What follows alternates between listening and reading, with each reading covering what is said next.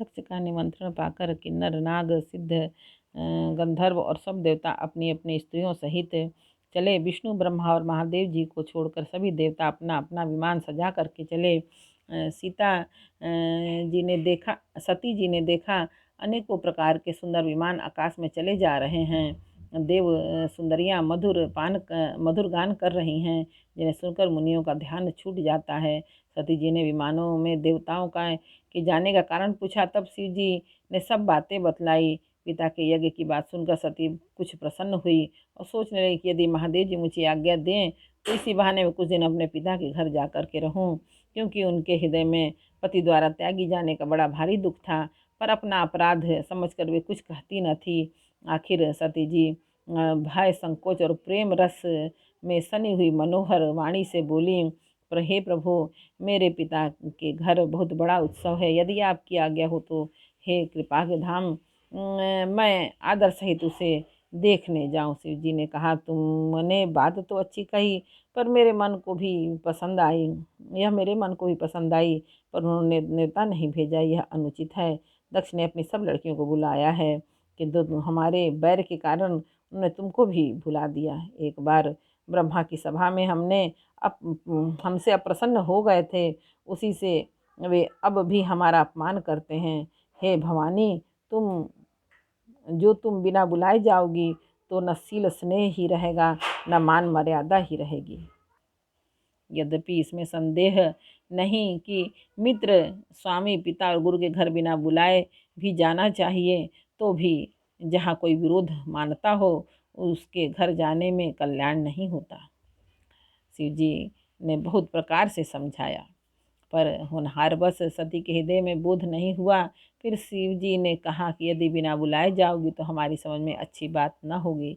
शिव जी ने बहुत प्रकार से कहकर देख लिया, किंतु जब सती किसी प्रकार से नहीं रुकी, तब त्रिपुरारी महादेव जी ने अपने मुख्य गणों को साथ देकर उनको विदा कर दिया। भवानी जब पिता दक्ष के घर पहुंची, तब दक्ष के डर के मारे किसी ने उनकी आवाभगत नहीं की। केवल एक माता भले ही आदर से मिली, वह ने बहुत मुस्कुराती हुई मिली। दक्ष ने तो उनकी कुछ कुशलता तक नहीं पूछी। सती जी को देखकर उल्टे उनके सारे अंग जल उठे। तब सती जी ने जाकर यज्ञ देखा तो वहाँ कहीं शिव जी का भाग दिखाई नहीं दिया। तब शिव जी ने जो कहा था वह उनकी समझ में आया। स्वामी का अपमान समझकर सती का हृदय जल उठा। पिछला पति परित्याग का दुख उनके हृदय में उतना नहीं व्यापा था जितना महान दुख इस समय पति अपमान के कारण हुआ। यद्यपि जगत में अनेक प्रकार के दारुण दुख हैं, तथापि जाति अपमान सबसे बढ़कर कठिन है। यह समझकर सती जी को बड़ा क्रोध हो गया। माता ने उन्हें बहुत प्रकार से समझाया बुझाया, परंतु उनसे शिव जी का अपमान सहा नहीं गया। इससे उनके हृदय में कुछ भी प्रबोध नहीं हुआ। वे सारी सभा को हठपूर्वक डांट कर क्रोध भरे वचन बोली, हे सभासदों और सब मुनीश्वरों, सुनो, जिन लोगों ने यहाँ शिव जी की निंदा की या सुनी है, उन सबको उसका फल तुरंत ही मिलेगा और मेरे पिता दक्ष भी भली भांति पछताएंगे। जहाँ संत शिव जी और लक्ष्मीपति विष्णु भगवान की निंदा सुनी जाए, वहाँ ऐसी मर्यादा है कि यदि अपना बस चले तो उस निंदा करने वाले की जीभ काट लें, नहीं तो कान मूंद कर वहाँ से भाग जाएं। त्रिपुर दैत्य को मारने वाले भगवान महेश्वर संपूर्ण जगत की आत्मा हैं। वे जगत पिता और सबका हित करने वाले हैं। मेरा मंद बुद्धि पिता उनकी निंदा करता है और मेरा यह शरीर दक्ष ही के वीर्य से उत्पन्न हुआ है।